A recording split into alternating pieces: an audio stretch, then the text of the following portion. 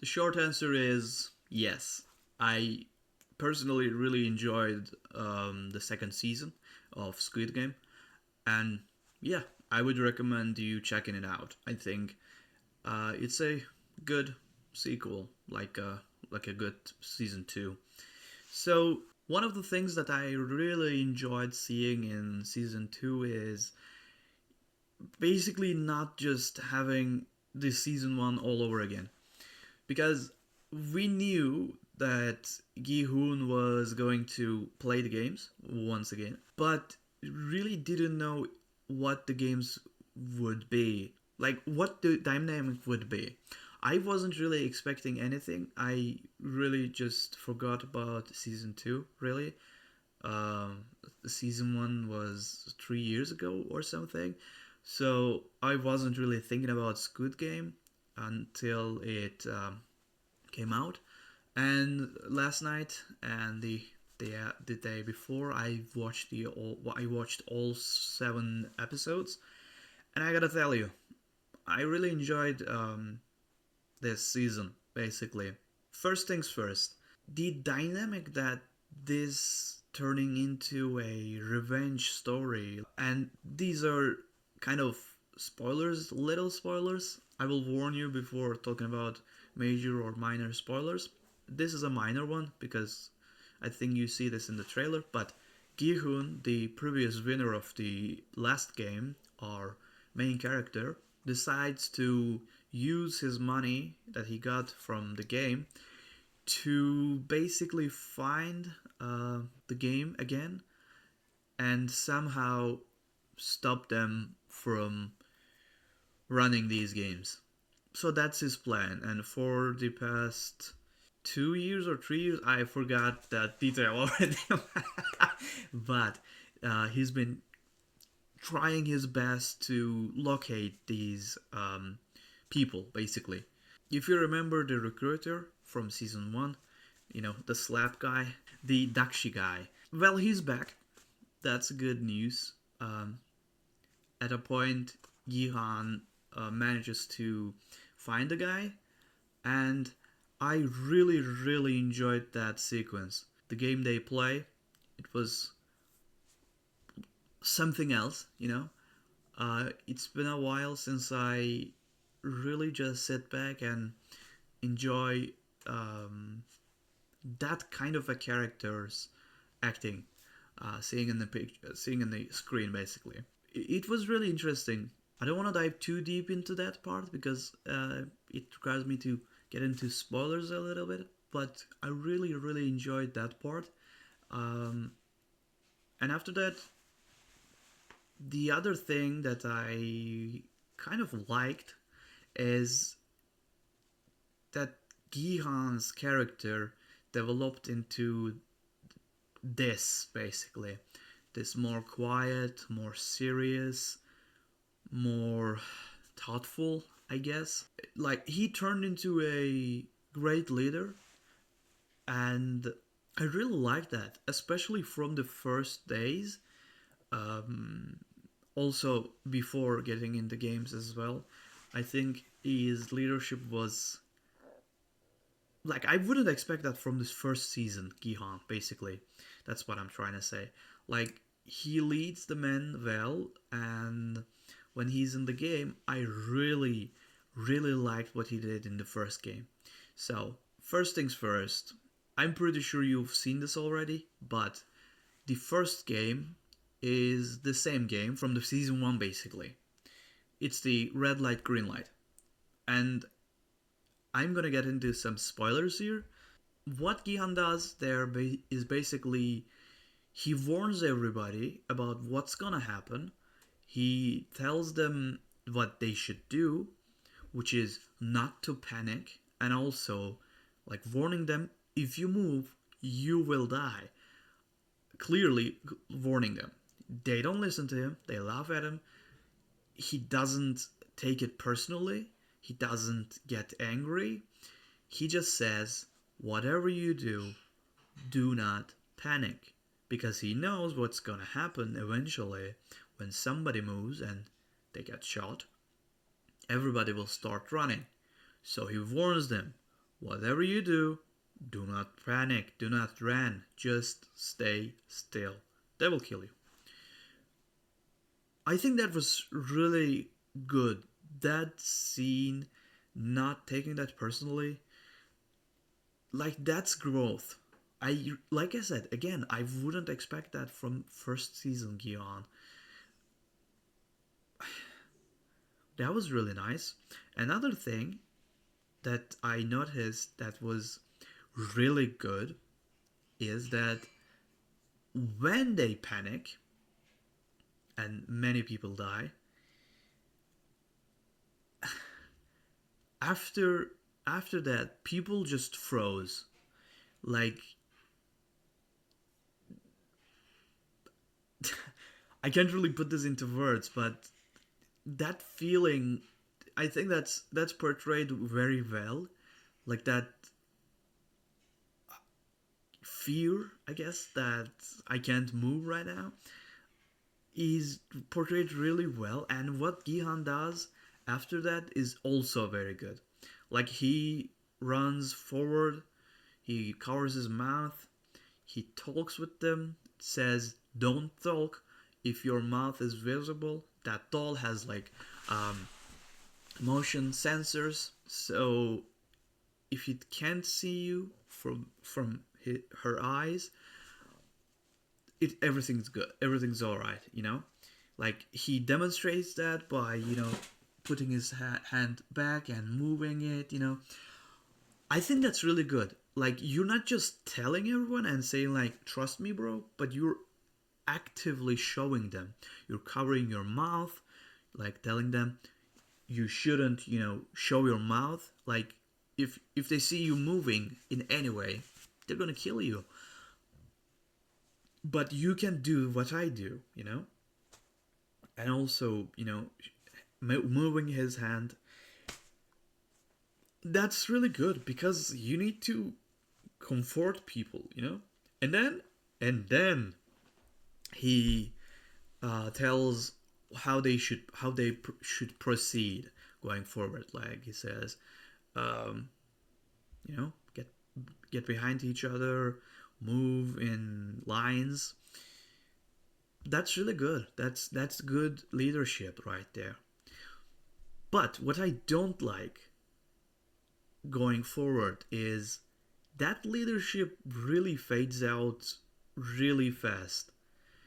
And it happens after Gion sees a nightmare basically. Like on the night of first day, Gian sees a nightmare where he already told everyone that the second game might be the you know tree shape thing, the cookie game basically, and he tells everyone that the rectangle is the easiest one, and they go, everyone chooses rectangle, and then the rectangle is actually pretty impossible level. And by the way, I've seen that cookie, like rectangle cookie, and I was like, what the fuck? Is this real? Like, I thought that was real basically, so I was duped. That was pretty funny. So after seeing that nightmare and people initially dying because they trusted Gihun, Gihun starts acting more cowardly, like less of himself basically. And that builds up and up and up until the very end of the season. Like I don't know. Like I get that his whole personality right now is like this because he lost many people in the first season, in the last game. So it's not like he's like perfectly fine mentally right now. But still, like you did a pretty good job. Like just because people didn't want to leave in the first vote, or that you saw a nightmare, I don't know. Like I don't know. That's kind of where I'm kind of bummed about. I'm not saying like, oh, this is shit, this is not good writing or anything. I think it's good. I think it's alright. But like I said, that's just something I would have want to see from Gihun after seeing that very well leadership, because I thought actually that I really thought he was going to lead them out of there basically in one P. I'm sorry. Like, of course, I wasn't expecting everyone to get out, but I was expecting more of Gihan's control from that point on. Also, another thing I really want to talk about is about votes.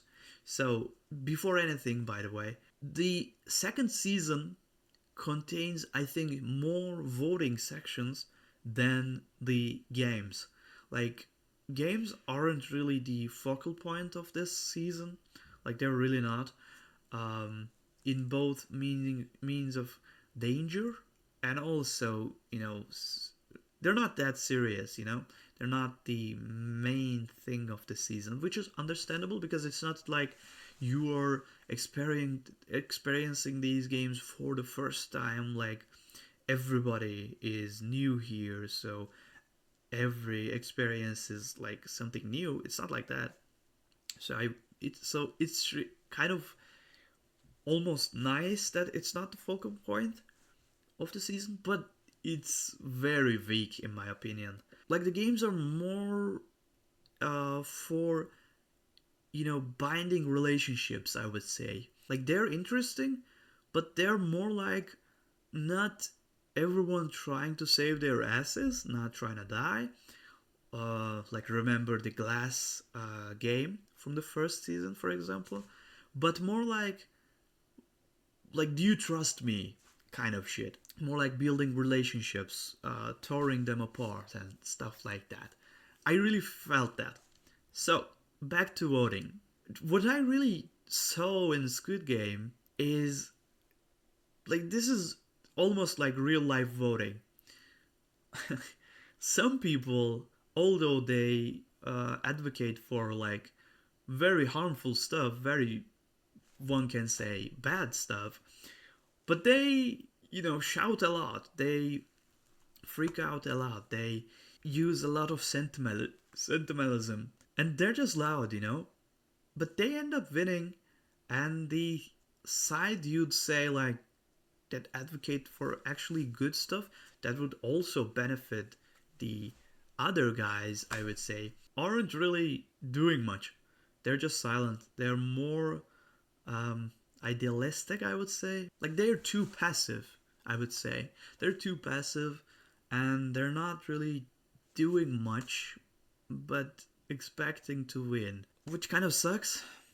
And Gihun actually tries to, you know, ramp up a little bit, but like, that's not enough. But anyways, another thing that I really like seeing is that them dabbling different kind of people who are in debt, who have debts, who are poor, who are facing problems, cruelties. Like, we see a YouTuber who, you know, makes videos on crypto, and seeing that really, like, that was good. Like, I really like seeing that. It's kind of about what we see today, which is good. I like seeing that from time to time in movies and films. And one person has a sick daughter, like a guy is with his mother there. He's here because of debt again. A guy has 10 million or so debt. No, not 10 million, 10 billion, I think. Like, crazy amounts. And there are a lot of different kind of people. Like, there is a rapper, for example. It's kind of I don't really know how to describe him. People form factions really quickly. We see a couple teams shining bright, and I like that as well. Like, there are many kind of people there, and I like that. Like, also Some other characters were like there were Marines, three Marines that we've seen. No, one person was like I think uh, not a Marine but also a soldier. One ex-soldier who is also a trans woman now, which was also cool. I'm not really like I'm not the best informed when it comes to LGBTQ community, but so I I can't really talk for them basically, but I think that's a good representation of a trans person. Like I don't see trans people as you know some kind of freaks or monsters basically. I think that's kind of dumb. Like a monster is a monster. You don't need to tie that to someone's genitals. But what I liked in this representation of a trans person was that them, you know, like the showcase of their struggles basically, especially the psychological cruelties, maybe we can say, they face. And it's not like only they face these, but like I think it would be dumb to say like they don't, or that to justify such behavior against them or anyone. But you get what I mean. I liked seeing that showcase of them and the problems they face just because of this choice they make, and also showcasing that they're just people like us. I think that's often overlooked when we see something or someone that is not immediately familiar to us. It's a fucking cruel world. I'm not gonna deny that. Like, as a kid, we used to bully people with glasses, people who are even a little bit seemingly off. We just bully them. like that's fucked up. But adults behaving like dumb kids is something sometimes beyond my comprehension. So I think Squid Game really does a good job of showing that they are just normal people like us. But yeah, it's not like I understand much or know a lot about trans people or anyone from LGBTQ community. But yeah, I like that aspect. I think it's always better to just show love instead of, you know, pitch the forks and torches and shit things up basically. But anyway, another thing I really liked, and I already mentioned this in the beginning of the video, but I like that this season wasn't just about like within the walls, within the this facility and the games. I like that in the first couple episodes we're not even in the game, and that we are, trying to puzzle the pieces. And seeing different factions doing different things was nice. We also get to see kind of behind the scenes, like behind the curtain, what's going on, how the system kind of works for the soldiers in Squid Game or in this facility, I don't know. That was cool. I really like that. We also get a kind of a subplot of a soldier, which was interesting but didn't end up turning into something. But I think that's because they will be doing something big with them in the second season, basically. The second part or the third season. I also seen that I think this third season will be the last season, if I'm not mistaken. Uh, which would I think be good, because I was wondering like at first like, how is this gonna end? You know, we don't have much episodes left, so turns out we weren't gonna end it here, but that it was gonna be a second parter. So yeah, that was kind of the thing. Overall, I actually what the fuck? Oh my god. So like, I really enjoyed Squid Game season 2. I think it was pretty fun. And would I recommend you checking it out, watching it? Yeah. No, don't go there. Oh my god. The Cato. No. Anyways, so would I recommend you checking it out? Yeah, of course. Why not? I think it's a good watch. I enjoyed my time watching it. Okay, bro. Let's get you up there. Okay. I personally enjoyed watching it, and like I said, I think it's a good watch. So yeah, I recommend you checking it out, especially if you've seen the first season and you liked it. I think this second season is good. I don't want to get into spoilers, so much spoilers. So I'm not gonna talk about like the characters, about characters, because I think there are good surprises, but some deaths of some characters really saddening. Like I said, I'm not gonna mention any names or numbers, but in some of them I really felt like damn, you know, like that's not fair. Nothing that happens there is kind of fair, but you get what I mean. Like sometimes you just feel sad, man. Sometimes it's just sad. But anyway, that's really about it with Squid Game. See ya.